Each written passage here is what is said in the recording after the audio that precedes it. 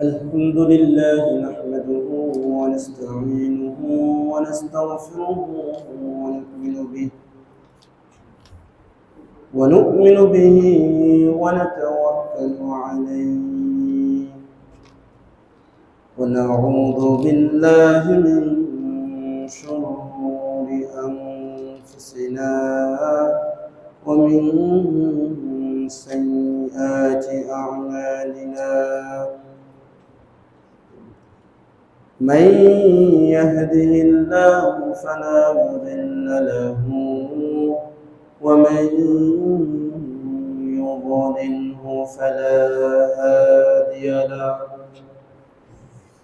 وأشهد أن لا إله إلا الله وحده لا شريك له لا ضد له ولا ند له ولا مثل له ولا مثيل له وأشهد أن سيدنا وسندنا ومولانا وأولانا محمدا عبده ورسوله الذي أرسله بالحق بشيرا ونذيرا وداعيا إلى الله بإذنه وسراجا منيرا صلى الله تعالى عليه وعلى آله وأصحابه وبارك وسلم تسليما كثيرا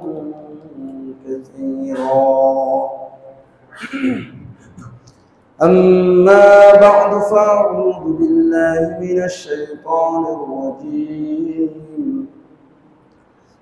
بسم الله الرحمن الرحيم إن شر الدواب عند الله الذين كفروا فهم لا يؤمنون الذين عاهدت منهم ثم ينقضون عهدهم في كل مرة وهم لا يتقون فإما تثقفنهم في الحرب فشرد بهم من خلفهم لعلهم يذكرون وإما تخافن من قوم خيانة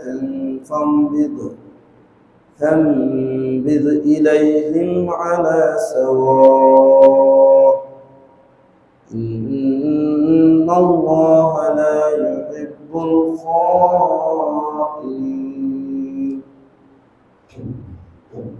آمنت بالله صدق الله العلي العظيم وصدق رسوله النبي الكريم ونحن على ذلك من الشاهدين والشاكرين الحمد لله رب العالمين رب اشرح لي صدري ويسر لي أمري واحلل عقدة من لساني يفقه قولي رب زدني علما رب يسر ولا تعسر وتمم علينا بالخير وبك نستعين يا مستعان محبت الشهادة بولي اللهم صل على محمد وعلى آل محمد كما صليت على إبراهيم وعلى آل إبراهيم إنك حميد مجيد اللهم بارك على محمد وعلى وعلى آل محمد كما باركت على إبراهيم وعلى آل إبراهيم إنك حميد مجيد महान रब करीम महियान गरियान আল্লাহ সুবহানাহু ওয়া তাআলা অগণিত অসংখ্য শুকরিয়া ও কৃতজ্ঞতা আদায় করছি, যিনি আমাদেরকে তার পবিত্র ঘরে এসে পবিত্র মাগরিব নামাজ জামাতের সাথে আদায় করে পবিত্র কালামে পাক থেকে তিলাওয়াত করবার, বলবার, শুনবার তৌফিক দান করেছেন। হৃদয়ের গহীন থেকে অন্তঃস্থল থেকে শুকর আদায় করছি, আলহামদুলিল্লাহ। আজ সূরা আনফালের 55 থেকে 58 নম্বর আয়াত তেলাওয়াত করেছি। সরল অনুবাদ আল্লাহ তাআলা ইরশাদ করেন, নিশ্চয়ই আল্লাহ তাআলার নিকটে পৃথিবীতে বিচরণকারী প্রাণীগুলোর মধ্যে সবচেয়ে নিকৃষ্ট প্রাণী হলো যারা কাফের, তারা আল্লাহর প্রতি ঈমান আনে না। তারা ওই সমস্ত লোক যাদের সাথে আপনার সন্ধি অঙ্গীকার চুক্তি হয়েছে, অথবা তারা প্রতি বারে বারে তাদের সেই অঙ্গীকারকে ভঙ্গ করেছে।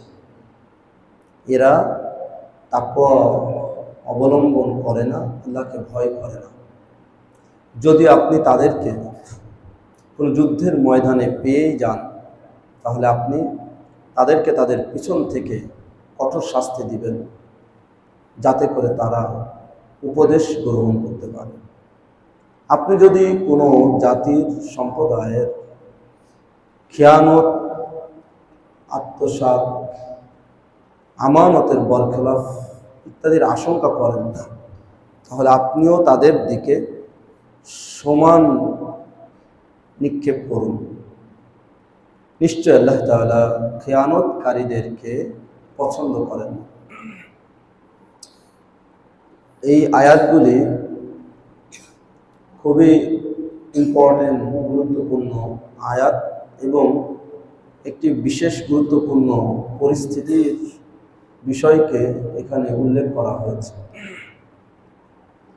আল্লাহর হাবিব প্রিয় নবী বিশ্বনবী মুহাম্মদ রাসূলুল্লাহ সাল্লাল্লাহু তাআলা আলাইহি ওয়াসাল্লাম মক্কা থেকে হিজরত করে যখন মদিনায় আগমন করলেন, মদিনায় আগমন করে তিনি ইসলামী রাষ্ট্রের রূপরেখা বাস্তবায়ন করলেন। তার কর্মকৌশল কি ছিল, এটা আমাদের জন্য শিক্ষণীয়, আমাদের জন্য জরুরি জানা। প্রথম যে নীতিটা, তিনি যে রূপরেখাটা বাস্তবায়ন করেছিলেন, সেই প্রথম রূপরেখা হলো তিনি মুসলিমদের মাঝে একটি ভ্রাতৃত্ব ও বন্ধুত্বের ঐক্য ও সেতু বন্ধন সৃষ্টি করেছে, যে বন্ধনটি সুমজবুত, ইস্পাত কঠিন ছিল, এত সুচারু, সুন্দর, সুবিন্যস্ত ছিল, যার মধ্যে কোনো ধরনের কখনোই ফাটল, অনক্ষের কোনো সুর বাজতে নবী আলাইহিস সালাম দেননি। এটা নবী আলাইহিস সালামের একটি অভিনব মুজিজাও বলা যায়। ওনার একটা বিশেষ যোগ্যতা, আল্লাহর একটা বিশেষ দান, বৈশিষ্ট্য বলতে পারেন। যাই বলেন না কেন, আজকে যখন এটা পড়তেছিলাম তাফসীরটা, তখন খুব অনুধাবন করছিলাম যেটা নবীজি সাল্লাল্লাহু আলাইহি সাল্লামের একটা খুবই গুরুত্বপূর্ণ ইম্পর্টেন্ট কাজ ছিল। আমরা হাদিসের কিতাব পড়ে, বুখারী মুসলিমে হাদিসগুলো আসে। বিভিন্ন সময়ে সাহাবায়ে কেরাম রাদিয়াল্লাহু তাআলা আনহুম, তারাও তো মানুষ ছিলেন, তাদের মাঝেও কিছু খুনসুটি, বিভিন্ন কিছু পর্যায়ে এসেছিল নবীজি সাল্লাল্লাহু আলাইহি সাল্লামের জীবদ্দশাতে। বিশেষ করে মুহাজির আনসার, আউস খাজরাজ, মদিনা মক্কা ইত্যাদি একটা ডিভাইডেশন, একটা ভিন্নতা, একটা ক্লাসিফিকেশনের ভাব আসত। শয়তান ধোঁকা দিত। অনেক সময় ইহুদিরাও প্ররোচনা দিত, হিন্দুরাও অমুসলিমরাও খোসা দিত, টোক্কা দিত। নবীজি সাল্লাল্লাহু তাআলা আলাইহি সাল্লাম মদিনায় এসে এটাকে খুব শক্তভাবে ডিল করেছেন, যার ফলশ্রুতিতে মুহাজির আনসার, আউস খাজরাজ, মাদানি মক্কি ডিভাইডেশন এবং ক্লাসিফিকেশন কোনোভাবে হতে পারেননি। পারস্পরিক গীবত চর্চা, সমালোচনা চর্চা তো দূরে থাক, একে অপরের কোনো ধরনের মনে মনেও কিছু রাখার সুযোগ তিনি দেননি। এই মজবুত একটা ইস্পাত কঠিন, এই যে একটা ঐক্যের মেলা বন্ধন, সেতু বন্ধন, এটাই ছিল ইসলামের একটি প্রথম আপনার পদক্ষেপ এবং গুরুত্বপূর্ণ পদক্ষেপ, যেটার ভিত্তিতে ইসলাম প্রতিষ্ঠিত হয়েছে এবং এখনো পর্যন্ত আমাদের কাছে এসেছে। এটা হলো মূল পয়েন্ট। এই পয়েন্টটাতে আজকে আমরা মুসলমানরা নেই, এটাই হারিয়ে ফেলেছি নবীর এই সুন্নাহ, এই সিরাত থেকে শিক্ষা। এখন কারণ কি বলতে পারবেন? কারণ হলো দুইটা। এক নম্বর কারণ হলো, যেটা দ্বিতীয় পদক্ষেপে আলোচনায় আসবে, সাহাবায়ে কেরাম রাদিয়াল্লাহু তাআলা আনহুম, মুহাজির হন আর আনসার হন, আউস হন আর খাজরাজ হন, মাক্কি হন আর মাদানী হন, তারা এক নবী, এক ইমাম, এক ব্যক্তি, এক রাষ্ট্রনায়ক, এক হুজুর, এক মুরব্বী মিলেছিলেন। বোঝাতে পারি না? একজনের হাতে হাত দিয়েছেন, একজনকেই সবকিছু মিলেছেন। এটা ছিল এই সেতু বন্ধনেরও জন্য সহজ পদ্ধতি। কিন্তু আমরা হলো একজনের হাতে হাত দেই নাই। আমরা নামাজ পড়ি একজনের পিছনে, ওয়াজ শুনি আর একজনের, মাসালা নেই আর একজনের, নেতা বানাই আর একজনের, ভোট দেই আর একজনের, আরো যা বাড়ানো যায়, যত রকম দল। ফলশ্রুতিতে আমরা শততা বিভক্ত। আমরা খালি হুজুরদেরই দোষ দিয়ে যাই, যে হুজুররা শততা বিভক্ত। এই যে শুরু হয়েছে, বুঝছি। এইবার এটা আবার লম্বা কথা, আর একদিন বলবো। আমি নির্বাচন করবো কিনা এটা বড় কথা নাই, আমি ব্যক্তি বিষয় না, এটা আর এক। আচ্ছা, এটা বলবো না, আর কয়েকদিন পরে ভোট আসুক। আমি এখনো নির্বাচনের কথা বলছি। নবী সাল্লাল্লাহু আলাইহি ওয়াসাল্লাম তো ভোট দেন নাই, নবী সাল্লাল্লাহু আলাইহি ওয়াসাল্লাম তো ভোটের মাধ্যমে নির্বাচিত হন না। আমি এটা বলতে চাচ্ছি। হ্যাঁ, এইটাই কিভাবে হলো এটা আমি বলতে চাচ্ছি। সেই রূপরেখাটা আপনাদের কাছে একটু পরিষ্কার। আমি যতটুকু জানি, আল্লাহ আমাকে যতটুকু তৌফিক দিচ্ছে, আমি বলার চেষ্টা করছি। ভোটের তো আসছে আব্রাহাম লিঙ্কন থেকে, এর আগে তো ভোট ছিল না পৃথিবীতে, এটা তো আপনারা আরো ভালো জানেন। এর আগেও পৃথিবীতে ভোট ছিল না, নবী আলাইহিস সালামের আগেও ভোটের রাজনীতি ছিল না, নবী ইসলামের যুগেও ছিল না, 800 বছর ইসলামী খেলাফতেও ছিল না, পরে এসেছে। তো এটা তো ইসলামের রূপরেখা না, এটা জাগতীয় রূপরেখা না, ভোটের রাজনীতি বা গণতন্ত্র। এটা তো বেশি দিনের না। আমি বলতে চাচ্ছি নবী ইসলাম কিভাবে করলেন। আমরা অনেক সময় আবার অনেকে বলি, মনে করি রক্তপাত, মায়ের কাঠ দিয়েও ইসলাম কায়েম হবে। নবী সাল্লাল্লাহু আলাইহি ওয়াসাল্লাম যে মদিনা কি দখল করে করছেন, এটা একটু বোঝেন। আবার একটু পিছনে যে উনি যেহেতু বললেন, নবী ইসলাম কি দখল করে মদিনা নিছেন বা ভোট নিছেন? মদিনাবাসীর ভোট নেন নাই, দখলও নেন নাই। মদিনায় আসলেন কিভাবে? ইসলামী রাষ্ট্র কায়েম হলেন। এর হলো পদ্ধতি।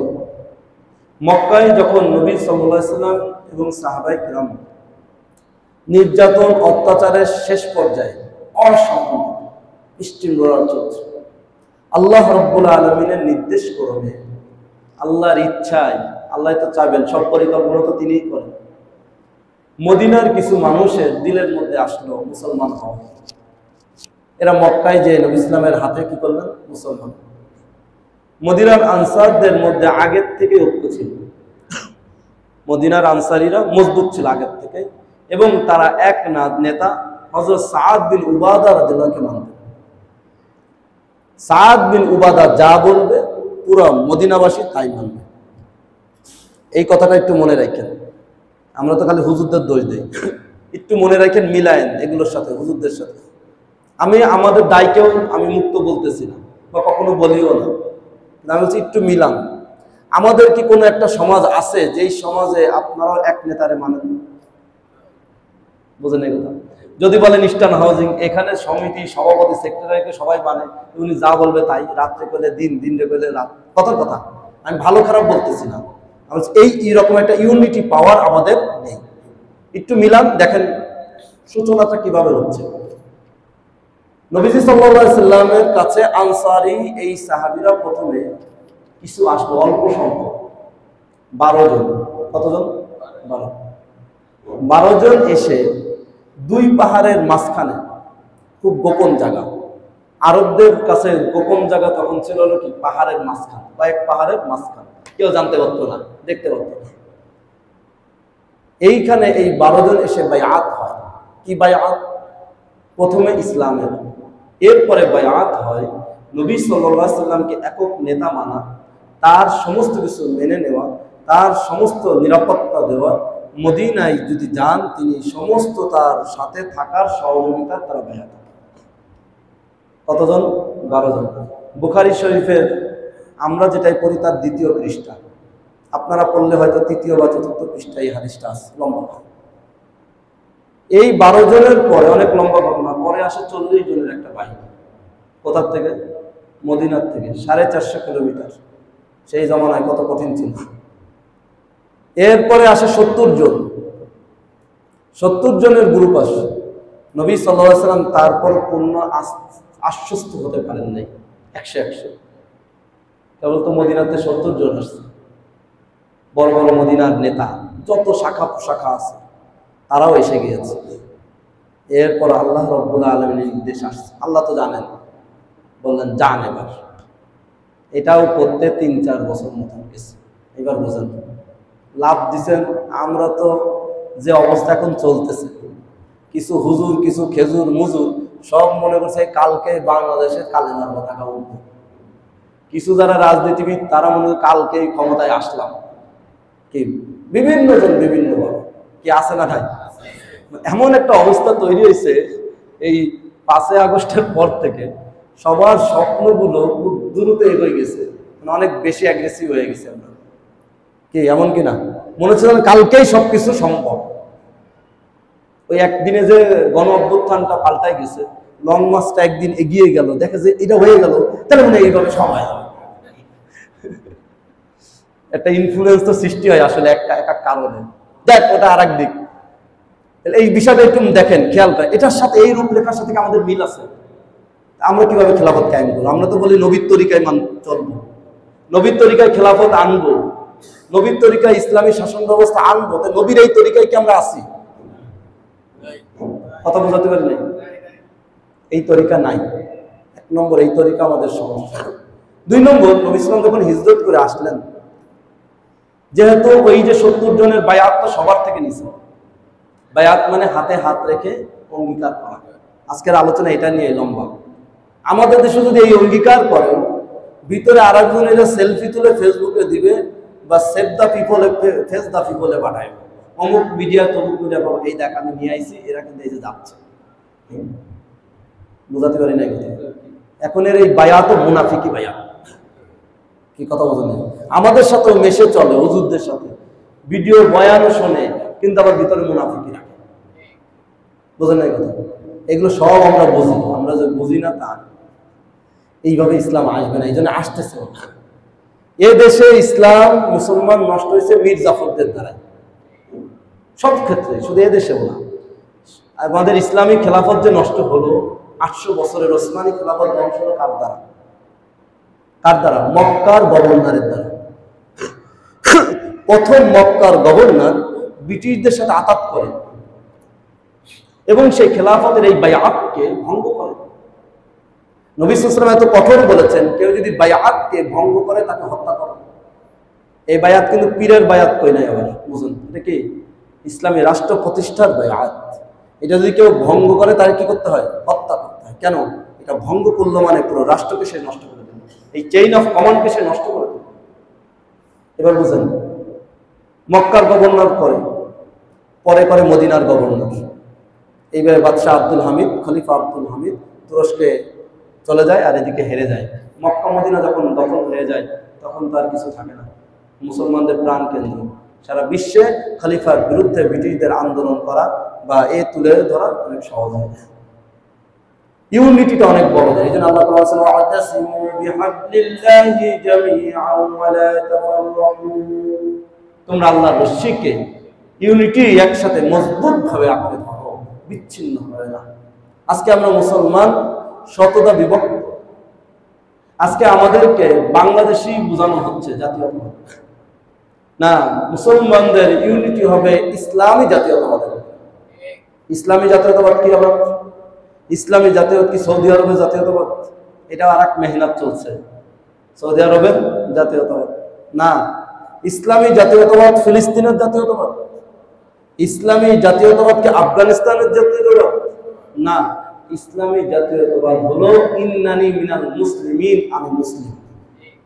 এটা হলো ইসলামী জাতীয়তাবাদ।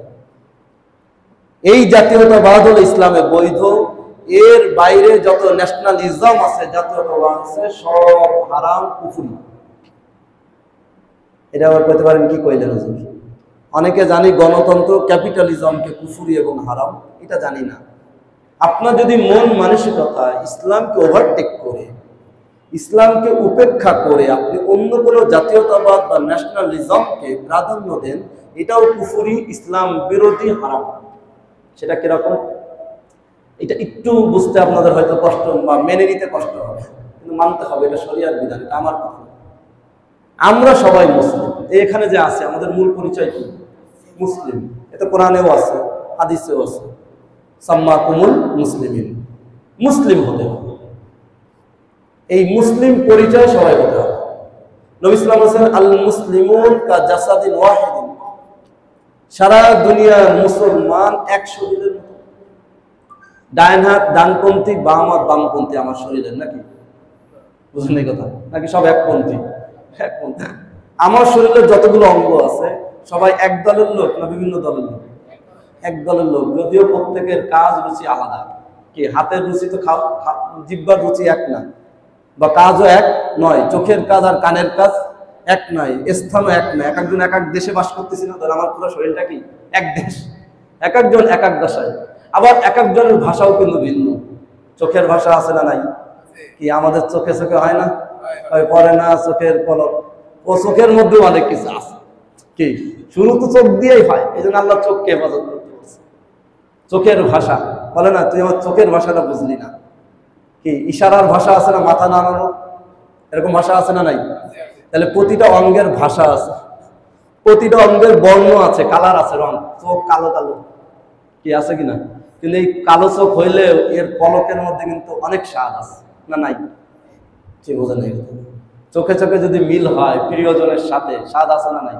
বৈধরা কইতেছে, আবার খারাপটা বুঝছেন না। নিজের সন্তান, নিজের বউ, নিজের মা চোখে চোখে হলে একটা আনন্দ আছে না নাই? তাহলে চোখ তো কালা, তাহলে কালা হইলেই খারাপ হয় না। আমরা তো আজকাল মনে করি সব ধোলাতেই কালা। চোখের একটা বর্ণ আছে, ভাষা আছে, হাতের বর্ণ আছে, ভাষা আছে, প্রত্যেকটা অঙ্গের আছে না নাই? কিন্তু সমস্ত বর্ণ, ভাষা, কালার, কাজকে ঊর্ধ্বে রেখে সমস্ত এক শরীরের রং। বুঝাতে পারেন নাই মনে হয়? ইসলাম এই উদাহরণ দিলেন কেন? ফাও দিচ্ছেন না। আল মুসলিমুন কা জাসাদিন ওয়াহিদিন, সারা দুনিয়ার মুসলিম এক শরীরের মতন। তুর্কিরা তুর্কি ভাষায় কথা বলে, আফগানিরা পুশতুতে বলে, বাংলাদেশিরা বাংলায় বলে, পাকিস্তানিরা উর্দুতে বলে, ভারতীয়রা হিন্দি বলে, আরবরা আরবিতে বলে, কিন্তু সব এক শরীরের। এই বর্ণবাদিতা, এই ভাষার পার্থক্য, এই ল্যাঙ্গুয়েজের ভিন্নতা, এই ক্লাসিফিকেশন ইসলামের বৈধ নয়, অনুমতি নাই। কেউ যদি এটাকে বিশ্বাস করে, লালন করে, তাহলে এটা কুফরি। আর বিশ্বাস লালন করে না কিন্তু এটাকে মেনে চলে, তাহলে হারাম। পার্থক্যটা বুঝছেন? কেউ যদি বিশ্বাস করে যে বর্ণবাদিতায়, ভাষার ভিন্নতায়, রাষ্ট্রীয় ভিন্নতায়, প্রাদেশিক ভিন্নতায়, অঙ্গের ভিন্নতায়, চারিত্রিক ভিন্নতায়, কথার ভিন্নতায়, রুচির ভিন্নতায় বিশ্বাস করে, তাহলে সেটা কি কুফরি। আর বিশ্বাস করে না কিন্তু ভুল বুঝে ওটার উপর চলে, তাহলে হলো হারাম।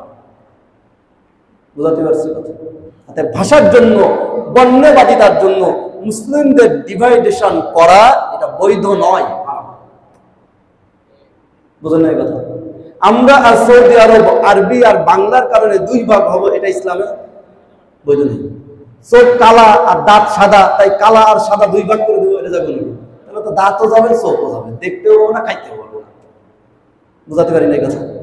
যদি কোন চোখ কয় আমি সাদার সাথে নাই, শ্বেতাঙ্গদের সাথে নাই, দাঁত আর দাঁত বলে আমি কৃষাঙ্গের সাথে নাই, চলবো না? নষ্ট হবে, ভেজাল বাঁধবে কিনা? হয় চোখ যাবে নাই দাঁত যাবে, এমনকি দুইটাও যেতে পারে। তাহলে শরীর থাকবে না নষ্ট হবে? নষ্ট হবে। আমাদের তো গোড়াই বলো। আজকে আমরা দেশ দেশ ভাগ করছি, যার কারণে আজকে ফিলিস্তিনের মানুষ অকাতরে অবর্ণনীয় ভাবে নির্যাতিত হয়ে মরছে। সারা দুনিয়ার মুসলমান কথা বলছে। কত বড় নিষ্ঠুর অবস্থা যে আজকে মানুষের রূপ নাই, 70 কেজি মেপে দাফন করতে হয়। 70 কেজি গোস্ত মেপে কি করতেছে? দাফন। কিভাবে সব? সেদিন একটা ভিডিও দেখলাম যে একটা বাবা তার বাচ্চা মেয়ের 14 কেজি ওজন মেপে গোস্ত নিয়ে গিয়ে বুঝতে একটা মনে বুঝতেছে। ঠিক আমরা যেরকম কোরবানির গোস্ত বা বাজার করে নিয়ে একটা পলিথিনের মধ্যে, এরকম 14 কেজি তার মেয়ের ওজন 14 কেজি ছিল, তাই ভাগ পেয়েছে 14 কেজির গোস্ত, আর বুঝ দিচ্ছে যে আমার মেয়েকে আমি বুঝে পেয়েছি। এটা কোনো মানবতায় আছে কোনো সময়? জাহিলিয়াতে তেমন ছিল না। আমরা তো জাহিলিয়াতে শুনেছি জ্যান্ত কবর দিছে, কিন্তু এরকম মানুষকে পিস পিস করে কেজি কেজি করে আজকে দাফন করতে হয়, এটা কোথাও আছে? এরা প্রতিরোধের ক্ষমতা মিশরের নাই, জর্দানের নাই, সিরিয়ান নাই, সৌদি আরবের নাই। কোথায় গেল? কোথায় গেল? বর্ণবাদিতা ভিন্নতায় নিয়ে আছেন। কাল কিয়ামতের মাঠে জবাব দিতে হবে, আড়াই ঘন্টা জবাব দিতে হবে। ওই এসি রুমে থাকা আর ওই আরাম করে থাকার সব জবাব দিতে হবে। মুসলমান সারা শরীর একের মতো, কোনো বাদী কোনোভাবে ভিন্নতা করার তাদেরকে সুযোগ নেই। আজকে আমরা মুসলমান এক ছিলাম, পুরো ভারত উপমহাদেশ সাবকন্টিনেন্ট। ব্রিটিশরা যাওয়ার সময় আমাদেরকে 4টা ভাগ করে দিয়ে, কয়টা ভাগ করছে? 4টা ভাগ করে দিয়েছে। বলেন এর কারণে মুসলমান আরো দুর্বল হয়েছে না? এখানে কেউ কারোর সাথে আছে? আজকে আমাদের ভারতে মুসলমানরা মার খাচ্ছে। কোন এলাকা এমন আছে একটা মুসলমানও থাকতে দেয় না, নিশ্চিন্ত করে আসছে। সেদিন এর মধ্যে দেখলাম রেল গাড়ির মধ্যে একটা মুসলমান মুরব্বী, দাদার বয়স, তাকে যেভাবে অত্যাচার করা হবে।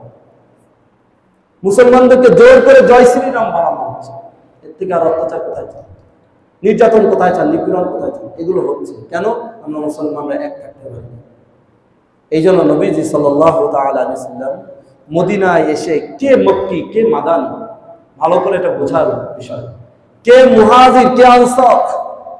মুহাজিরদের অনেক অবদান, ঘর বাড়ি সবকিছু ছেড়ে এসেছে। তারাই তো প্রথম ইসলাম নিয়েছে, তারাই তো নবী আলাইহিস সালামকে প্রথম প্রোটেকশন দিয়েছে, তাদের অবদান তো মূল। কিন্তু দেখাতে পারবেন ইসলামে কোথাও যে মুহাজিরদের মর্যাদা আগে সামনের কাতার পাইছে, জিহাদে আগে সামনের কাতার পাইছে, গনিমতে আগে মুহাজিররা পাইছে? আছে? আর এখন তো আমরা একটু যে আন্দোলন করছে তার আগে সব ক্ষমতা। কি বোঝেন এই কথা? বৈষম্য যা করলাম তাই আবার বৈষম্যই করলাম। কোন জায়গা হুজুরদের নাম নেয় না। হে আর এক বৈষম্য বাংলাদেশে। এই যে বন্যা গেল, দূরে দূরে ভিতরে ভিতরে যে ওলামায়ে কেরাম চলে গেল, কোনোদিন নাম নেয়? করোনায় যে ওলামায়ে কেরাম জান বাজি রেখে মসজিদগুলো খোলা রাখলো, জানাজার নামাজগুলো পড়াইলো, দাফনগুলো করলো, এটার কোনোদিন নাম নেয়? কি বৈষম্য নাই?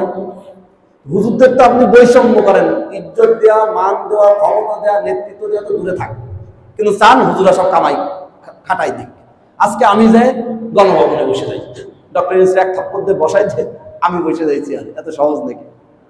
কথার কথা বুঝলেন? এইরকম সবার চাহিদা আমাদের কাছে, কিন্তু বাকিটা তো আমরা তো না। আমি নিজে এক করোনা রোগীরে আলহামদুলিল্লাহ জানাজা পড়াইছি, নিজ হাতে দাফন করছি, তার ছেলেও ধরে কে? আমার তো করোনা হয় না। এই যে বিশ্বাস বা যাই হোক আল্লাহর উপর হতেও তো পারতো, মারাও তো যেতে পারতো। আমাদের সাথে অনেকে মুসাফা করছে, মুসাফা করে পাই হুজুর আমার করোনা, দোয়া করে। কি বলছেন? এগুলো তো আমরা মেনে নিছি। কথা বলছেন নাই? আমরা কোনোদিন মাস্ক করে কোনো নামাজ পড়ি না, একক তো আলহামদুলিল্লাহ। এই যে জিনিসগুলো ওলামায়ে কেরাম করে আসছে, যে কোনো দুর্যোগ ইত্যাদিতে দেখেন ইমাম পরিষদ ইত্যাদি টাকা উঠাচ্ছেন, আপনারা দিচ্ছেন আলহামদুলিল্লাহ মাশাআল্লাহ, কিন্তু এগুলো তো ওলামায়ে কেরাম করে। সেনাবাহিনীও করছে মাশাআল্লাহ, যুবক ছেলেরা করছে, ভার্সিটির ছেলেরাও করছে আলহামদুলিল্লাহ। এমন কাজ করছে তারা যারা বাসায় কোনোদিন থালাও ধোয় না, বুঝে না, ঝাড়ু দেয় না। এরা রাস্তা ঝাড়ু দেয়, এরা ওই বন্যার মানুষকেও বাঁচাতে গেছে না, যায়নি। এগুলো তার সাথে কি হুজুরের নামটা নেন? তা তো নেয় না। কেন, সমস্যাটা কি আপনার? গায়ে জ্বলা কেন তো হুজুরদের মধ্যে? আবার ইসলাম চান, বুঝে নাই কথা? এক বৈষম্য আছে। যাই হোক, সময়কে এক ধরতে হবে। আমরা হুজুর আর নন হুজুর একটা ক্লাসিফিকেশন করে দিচ্ছি। মনে করি ইসলাম মানা, ইসলাম জানা, ইসলাম কায়েম করা সব হুজুরের কাজ। কি এরকম একটা ভাব আছে না নাই? আর নন হুজুরের কোনো কাজ নাই। নবী ইসলামের যুগে কি এরকম দুইটা ভাগ হয়েছিল যে ইসলাম জিহাদ ইত্যাদি কাজ করবে কারা? হুজুর, আবু বকর, ওমর, বুঝলেন? আর অন্য আব্দুল্লাহ, উবাইদা, এদের কাজ নাই, এরা খালি ব্যবসায় করে। নবী সাল্লাল্লাহু আলাইহি সাল্লামের সাহাবীরা যারা ওনার পিছনে নামাজ পড়তো, ওনার সাথে মিশতো, ওনার সাথে কথা বলতো, প্রত্যেকে যেরকম মুসল্লি ছিল, প্রত্যেকে সেরকম নবীর সাথে জিকির করতো, প্রত্যেকে সেরকম দাওয়াত দিত, প্রত্যেকে সেরকম মেহনত করতো, প্রত্যেকে সেরকম জিহাদ করতো, প্রত্যেকে সেরকম রক্ত দিত, প্রত্যেকে প্রোটেকশনও দিত। আলাদা ছিল না, এরকম ছিল না আবু বকর খালি জিহাদ করতো, ওমর ছিল না। কি দেখান, ছোট সাহাবী হোক আর বড় সাহাবী হোক, সবাই একই মাপে চলেছেন। ব্যক্তিগত আমলে ক্লাসিফিকেশন হয়েছে, কিন্তু মূল চিন্তা, থট, থিঙ্কিং, আইডিওলজিতে সব এক প্রাণ ছিলেন নবী ইসলামের সব সাহাবা। মুহাজির আনসার কোনো ভিন্ন হতে দেন নাই। শয়তান ফসাইছে, অনেক লম্বা ঘটনা বুখারী শরীফে আছে। একবার আনসারীরা কয়, আমরা আনসারী, সব জায়গা তো আমরাই দিলাম মুহাজিরদের। কি বোঝেন বাপটা? এরকম আছে না, বাড়িওয়ালা আর ভাড়াটিয়া। বাড়িওয়ালা মনে দোষ, আমার বাড়ি ভাড়া থাকিস ছাতা, কথাই করতে পারবি না, সাহস কত বড়, ভাড়াটিয়ায় কথা বলে। আরে ভাড়াটিয়াটা আনলো কে?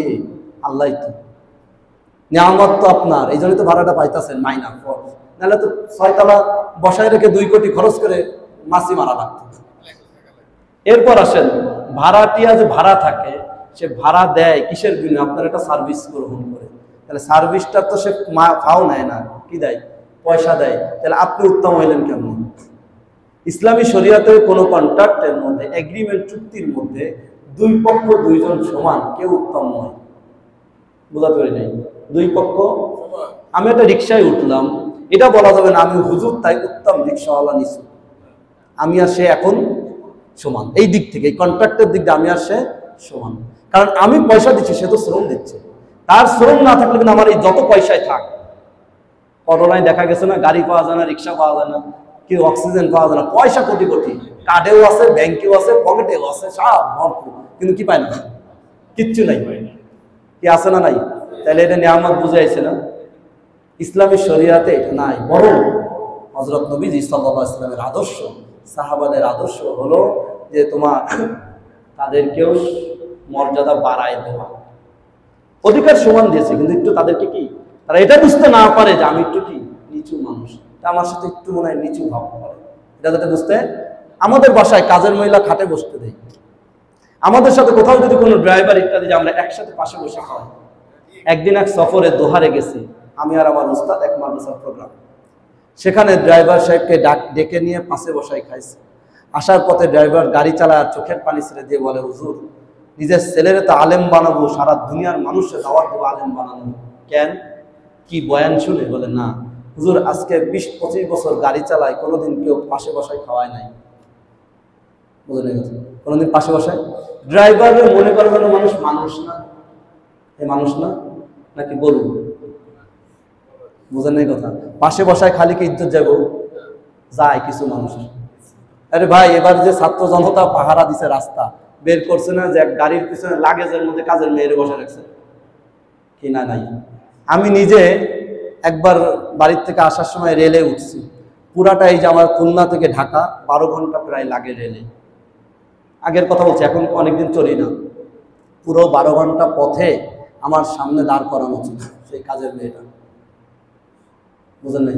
কেন? একটা টিকিট বেশি কাটলে কি হয়? তুই তো এত বড় লোক, ভাবে তো বোঝা যায় একটা কাজের মহিলা রাখছিস। আছে না নাই? পূর্ণ জুলুম, পূর্ণ জুলুম, পূর্ণ জুলুম। যাই হোক, এই ধরনের বর্ণবাদিতা ইসলামী শরিয়াতে নাই। নবী ইসলাম সব সমান করেছে। আনসার মুহাজির কাউকে দাম দেন নাই, বরং হচ্ছে লা ফাদলা লিআরাবিয়িন আলা আজামিয়িন ওয়ালা লিআবিয়াজ আলা আসওয়াদা ইল্লা বিত্তাকওয়া। কোন আরবীর কোন অনারবীর উপর কোনো মর্যাদা নাই, কোন শ্বেতাঙ্গের কোন কৃষ্ণাঙ্গের উপর আলাদা কোনো বিশেষ মর্যাদা নাই, ইল্লা বিত্তাকওয়া, তবে তাকওয়ার কারণে। কিসের কারণে? তাকওয়ার কারণে। যার তাকওয়া যত বেশি হবে সে ইসলামের দৃষ্টিতে ক্লাসিফিকেশন বেশি হবে, মর্যাদা বেশি হবে। এছাড়া ক্লাসিফিকেশন কোনো সুযোগ নেই। আবার তাকওয়া বেশি মাপবেন কেমনে? তাহলে বাহ্যিক ভাবে এটা ক্লাসিফিকেশন নাই, আছে কার কাছে? আল্লাহর কাছে। কথা বুঝেন এই কথা? ইসলাম এটা মজবুত ভাবে সারা দুনিয়ার মুসলমানদেরকে জন্য, আমাদের জন্য এই নির্দেশনা দিয়ে গেছেন। এটা আমরা মানি না, মানি ওই নামাজে এসে তাও পারি না। যদি পারতাম তাহলে এটাও করতাম। কিছু কিছু মসজিদ আছে যাই নামাজ আলাদা, আমাদের এই মসজিদে আলহামদুলিল্লাহ কোনো এই মতের লোক নাই, আলহামদুলিল্লাহ এত বছরে কোনোদিন দেখি নাই। মানে জায় নামাজ আলাদা থাকে কিনা? এক মসজিদে তো 3 কাতার জায় নামাজ বিছানো থাকে, এটা নিয়ে মারামারি মামলা হয়েছে, আল্লাহ মাফ করুন। আবার অনেক আছে জায় নামাজের উপর আরেকজনের কি দেয় না, ও নাপাক হয়ে যাবে, ও ড্রাইভার বা কি সাঙ্গ বা ভাড়াটিয়া গরিব মানুষ, এটা কি করতে দেয় না, জায় নামাজে পা রাখতে দেয় না। আছে কি নাই? আল্লাহ মাফ করুন, এটা বড় খারাপ ইসলামী শরিয়াতে এগুলো। তো প্রথম যে নীতি, সে নীতি হলো কাউকে কোনোভাবে উঁচু নিচু করে দেখার সুযোগ নাই। এটার শিক্ষা দেওয়া হয় নামাজের। এই জামাতের নামাজে যে আগে আসবে সে যাক, মানে এটা তার তাকওয়া। যত আগে আসলে তার তাকওয়া বেশি, বা সে আমলে এগিয়ে আছে, বা সে আগে পাবে। সামনে আসবে তো সামনে পাবে, পিছনে আসবে তো পিছনে পাবে। এটার কোনো নাই যে তার সে কৃষাঙ্গতায় পিছনের কাতার আর সে শ্বেতাঙ্গতায় কি সামনের কাতার, বাড়িওয়ালারা সামনের কাতার, ভাড়াটিয়ারা পিছনের কাতার, এরকম কোনো ক্লাসিফিকেশন রাখা। নবী সাল্লাল্লাহু আলাইহি ওয়াসাল্লাম খুব মজবুত ভাবে এটাকে তাদেরকে শিক্ষা দিলেন, গড়ে তুললেন সাহাবায়ে কেরামকে। 2 নম্বর, মদিনায় এসে যেহেতু অমুসলিমদেরও বসবাস আছে, মুশরিক ছিল, ইহুদি ছিল, তাদের সাথে একটি সন্ধি চুক্তি করলেন, যেটাকে অপর নাম মদিনা সনদ বলা হয়। এই মদিনা সনদের আবার অপব্যাখ্যাও করা হয়। আমাদের কিছু কিছু সেকুলার মুসলমানরা, আল্লাহ মাফ করুক, সেকুলাররা তার মুসলমান থাকে না, যাক বাহ্যিকভাবে সেকুলার মুসলমানরা এই যেখানে স্বার্থ লাগে সেখানে মদিনা সনদ শব্দটা ব্যবহার করে। কি বুঝেন এই কথা? গত অনেক দিন যাবৎ আমরা শুনে আসছি বাংলাদেশ মদিনা সনদে চলছে। আল্লাহ মাফ করুন। মদিনা সনদটা কি ছিল? অনেক লম্বা কথা। মদিনা সনদের একটি বড় পয়েন্ট ছিল, নবী সাল্লাল্লাহু আলাইহি ওয়াসাল্লাম বলেছেন, তাদের সাথে চুক্তি করেছিলেন, সন্ধি করেছিলেন, যে এখানে মুসলিম অমুসলিম একসাথে সহাবস্থান চলবে, কিন্তু নির্দেশ আর ফয়সালা সব আমি একা দেব, সেটা মেনে নিতে হবে। বুঝলেন এই কথা? ইহুদির জায়গায় থাকবে, অমুসলিম অমুসলিমের জায়গায় থাকবে, কিন্তু মদিনা পরিচালনার নীতি আর সিদ্ধান্ত কে দিবে? আমি দিব, এটা সবাইকে মেনে নিতে হবে। বুঝলেন এই কথা? 2 নম্বর, মক্কা থেকে কুরাইশরা যদি মদিনার মুসলমানদের উপর হামলা করে, অন্য কোনো এলাকার থেকে পারস্য, রোমানরা, বাইজেন্টাইনরা যদি হামলা করে, তার সাথে তোমরা যেতে পারবা না, প্রতিরোধ করতে হবে, না পারলে চুপ করে থাকতে হবে। এটা ছিল 3 নম্বর। বুঝলেন এই কথা? যে কি মুসলমানদের বিরুদ্ধে যেতে পারবে না, কোনো অবস্থান নিতে পারবে না। যদি কেউ বিরুদ্ধে আসে, হামলা করে, তাহলে প্রতিরোধে যেতে হবে, যদি না পারো অন্তত চুপ করে থাকবে। এইটা নিয়ে আজকের এই আয়াতের মধ্যে আল্লাহ তাআলা আলোচনা করেছেন। আল্লাযীনা আহাদতা মিনহুম সুম্মা ইয়ানকুদুনা আহদাহুম ফি কুল্লি মাররা ওয়া হুম লা ইয়াত্তাকুন। ইহুদিদের সাথে যে অঙ্গীকার বলল মদিনা সনদে, যে মুসলমানদের সাথে কোনো বিরোধিতা করবে না, বিরুদ্ধাচরণ করবে না, নবী ইসলামের নির্দেশের বরখলাফ করবে না, এবং মক্কার কুরাইশ বা অন্য কেউ হামলা করলে তাদের সাথে আতাত সহযোগিতা করতে পারবে না। কিন্তু ইহুদিরা বদর যুদ্ধের সময় কুরাইশদের সাথে আতাত করল, সহযোগিতাও করল। 1 নম্বর চুক্তি ভঙ্গ করে ফেলল। প্রথমেই নবী ইসলামের নির্দেশনা মানল না। 2 নম্বর, বদরের পরে যখন উহুদ আসলো, উহুদেও একই। এমনকি এর মাঝখানে মক্কায় প্রতিনিধি লোকও পাঠাইছে, এদেরকে কেমনে ঘায়েল করতে বুদ্ধি আছে, আমরা তো আশপাশে থাকি। দেখছেন আশপাশের লোক অঙ্গীকার করছে কার সাথে? আল্লাহ নবী ইসলামের সাথে, করেও কি রকম 2 নম্বর করছে। তাহলে আগাগোড়া ইহুদিরা হলো কি বাটপার। বুঝেন এই কথা? এই গত রমজান মাসেও শেষের দিকে হামাসে বলল কি, বিশ্বের চাপে হামলা করব না। হামাস বন্ধ করে মানল, ঠিক আছে, মারামারি দুই পক্ষ থেকে হামলা, প্রতি হামলা বন্ধ থাকবে। ওই দিন আরো বেশি বড় হামলাটা দিন। এই বিশ্বাস করা হামাসে ঠিক হয়নি। এরা সারা জীবন ধোঁকা খাচ্ছে। আরবরা মাথা মোটা, আরবরা কি মাথা মোটা। বুঝেন এই কথা? আর মুসলমানরাই আসলে, আমাদের তো মনের মধ্যে এই প্যাঁচগোছ থাকে না আসলে। আমরা এই খারাপ জিনিসটা আসলে নিতে পারি না, এটা দেখা। এই জন্য বারবার খালি আমরা কি হই, মানে ধোঁকা খাই। আমরা কি খাই? খালি ধোঁকা খাই। আল্লাহ হেফাজত করো। তা হামাস ধোঁকা খেয়ে গেল এদের কাছে। আর এরা সবসময় ধোঁকা দিয়ে আসছে, এখনো বলুন, বারবার বারবার ধোঁকা দিচ্ছে। একবার এক অঙ্গীকার করে আর কি করে, হামলা করে আসে। এই জন্য ইহুদিরা সারা জীবন হলগে এইভাবে বাটপারি করে আসছে। কিন্তু আমরা মুসলমানরা বুঝতেছি না, এদের সাথে আমরা ব্যাপক সক্ষতা রাখতেছি। কাদের সাথে? এই ইহুদিদের সাথে। এবং আমাদের সকল নাটের গুরু এরাই চালাচ্ছে। ইন্টারনেট, টেকনোলজি, বিভিন্ন কিছু যদি দেখেন, ফেসবুকের মালিককে ইহুদি, গুগলের মালিককে ইহুদি, ইয়াহুর মালিককে ইহুদি, ইউটিউবের মালিককে ইহুদি, নাইকি, কোকাকোলার মালিক শেয়ার কার ইহুদি। বুঝেন এই কথা? ম্যাকডোনাল্ডসকে ইহুদি, নাই কোন জায়গায় ইহুদি। ব্যাংক বিমা প্রতিষ্ঠা করছে কারা? ইহুদিরা। ইহুদিরা যখন বিতাড়িত হলো ফ্রান্স থেকে, কি করে খাবে, তখন এই ব্যাংক চালু করলো। এক লম্বা ইতিহাস। আজকে সেই ব্যাংকিং রে আমরা মনে করি আর কেউ হুজুররা ব্যাংক বানাইছে, বা খাচ্ছ কার টাকা? ইহুদিরটা। সুদ খাও। পরশু দিন এক লোক আসছে, সারা জীবন সোনালী ব্যাংকে চাকরি করছে, 55 বছর, 35 বছর আসছে। মাসালা বললাম সব সুদ হারাম হয়েছে। কি করেন হুজুর? হ্যাঁ হয়েছে তো, সব সুদ হয়েছে। এখন কি করতে হবে? যা কামাইছেন খাইছেন সব দান করতে হবে। এত টাকা তো সম্পদ নাই, আমি তার নিজে দেন, ছেলে মেয়েরে ওসিয়াত করে যাই, যা বাবা আমার নামে সব দান করিস। খাইছেন তো সুদ, দাড়িটুকুই মাশাআল্লাহ সুন্দর, কাম হবে না। এরপরে আল্লাহ যদি মাফ করে ভিন্ন কথা, আমরা তো মাসালা শোনাবো। দুনিয়ার হিসাবে কোনো কাম নাই। কথা বলছেন নাই? সুদ খাইছেন, দান করতে হবে, কোনো কাম হবে না। ওই দাড়ি টুপি তাই মেজর কিছু বিষয় আছে, আগে সেটা লাগবে, তারপর দাড়ি টুপি বান্ধব। শরীরে যদি হারামে তো দাড়ি টুপি কি করবে? কবরে কি আর দাড়ি টুপি থাকবো? কি বোঝেন না? কবরে গেলে সব মাটি হয়ে যাবো না? তা আগে আমরা আর মুসলমান ভালো, দাড়ি টুপিও সুন্নাত ওয়াজিব, এটা লাগবে। কিন্তু এটা নিয়ে এত ব্যস্ত, বা এটা নিয়ে মাশাআল্লাহ ফিকির আছে, কিন্তু হারাম খেয়ে যে ভিতর শেষ করে ফেলাইছি, করোনার রোগ, এটা নিয়ে খবর নাই। ভিতরে ক্যান্সার অ্যান্সার নাই, সব শেষ।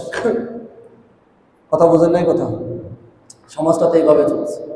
এই ব্যাংকের সুদ থেকে কেউ বাঁচতে পারতেছে না। কেন? ইহুদিরা চালু করে দিচ্ছে, আর ওদের মহব্বত, ওদের বন্ধুত্ব, আর এটা নিচে আর মনে হচ্ছে নতুন কিছু পাইছে।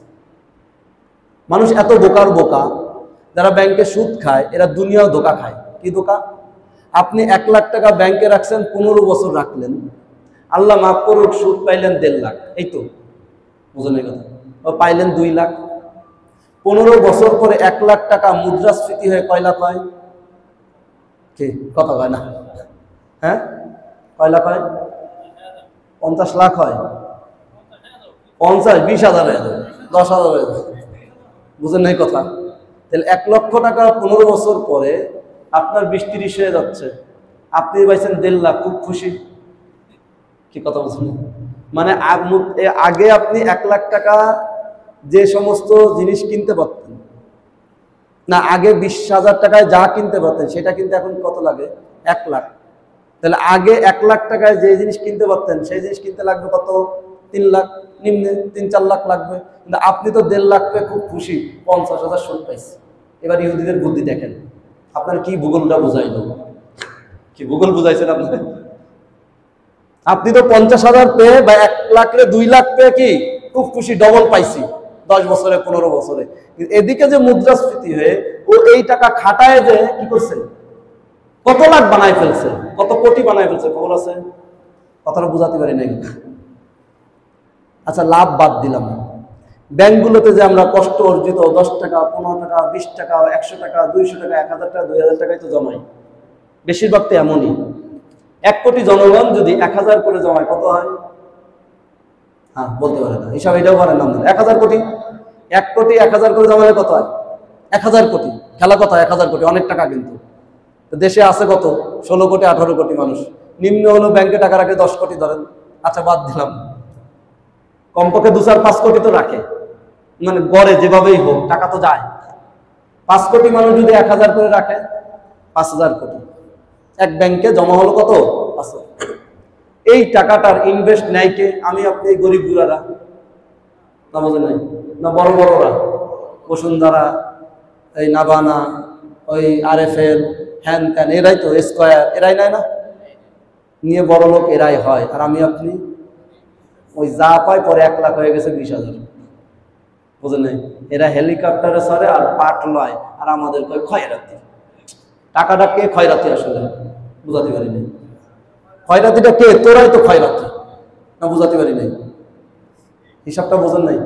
5,000 কোটি দিল কারা? আমরা 5 কোটি জনগণ, তোরা নিয়ে হেলিকপ্টারে চড়িস, তাহলে খয়রাতি তোরা। কি কথা বোঝেন নাই? এ কার বুদ্ধি? ইহুদিদের বুদ্ধি। এরাই খয়রাতির দিয়ে এরকম বড় লোক হয়েছে এইভাবে। এই বুদ্ধি আপনিও করেন, আপনিও বড় লোক হবেন।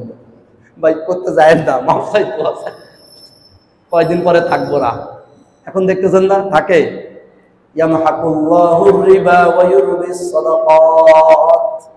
আল্লাহ বলেন যে আমি সুদকে নিশ্চিহ্ন করি আর সাদাকাকে বাড়িয়ে দেই। একদিন না একদিন ধরা খাবে।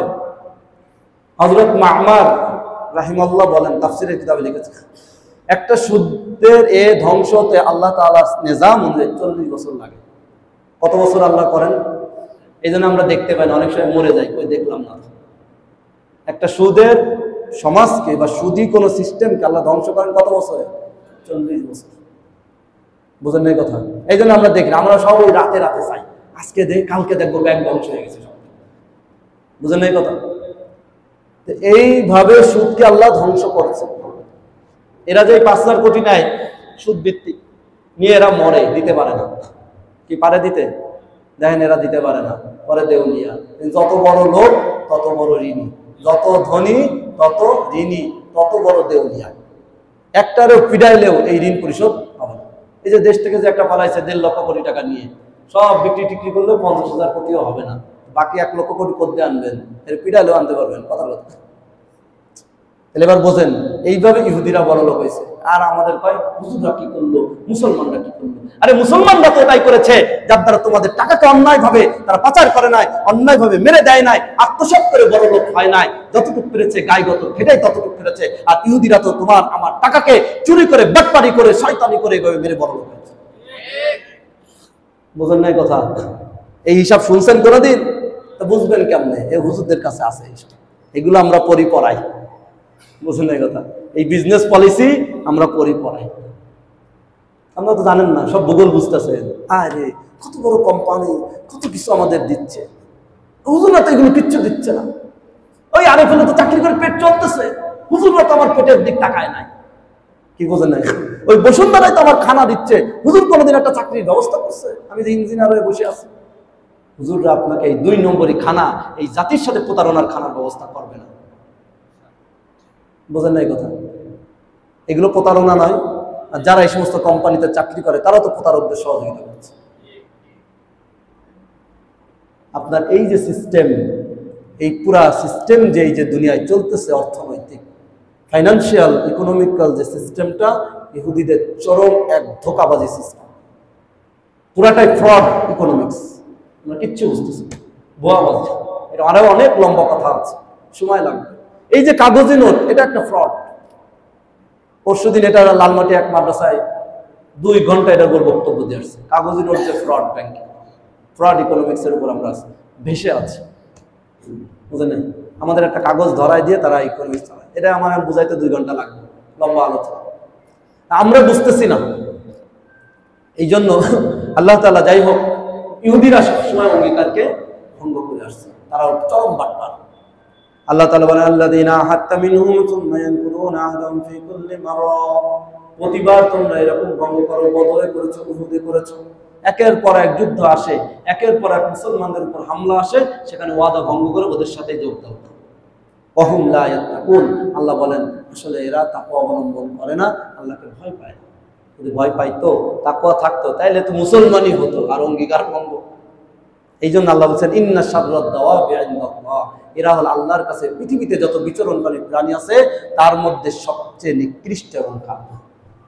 যতই দেখেন না কেন ইহুদিদেরকে সুন্দর সুন্দর, আল্লাহর দৃষ্টিতে এরা কি সবচেয়ে খারাপ। কারণ আল্লাহর কাছে এই চেহারা যাবে না, আল্লাহর কাছে এই গোস্ত যাবে না, যাবে কি ঈমান আর আমল।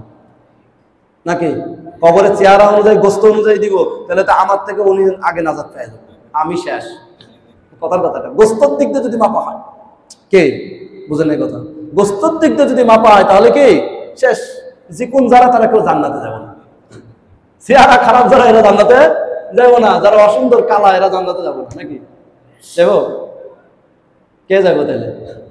ঈমান আর আমলে যে মজবুত হবে ওইটার ওজন যার হবে সে যাবে। আজকে এবং থাক, আরো অনেক কথা আছে। আল্লাহ রাব্বুল আলামিন আমাদেরকে সহি বুঝে সহি আমল করার তৌফিক দান করুক। আমিন। ওয়া আখিরু দাওয়ানা আলহামদুলিল্লাহ।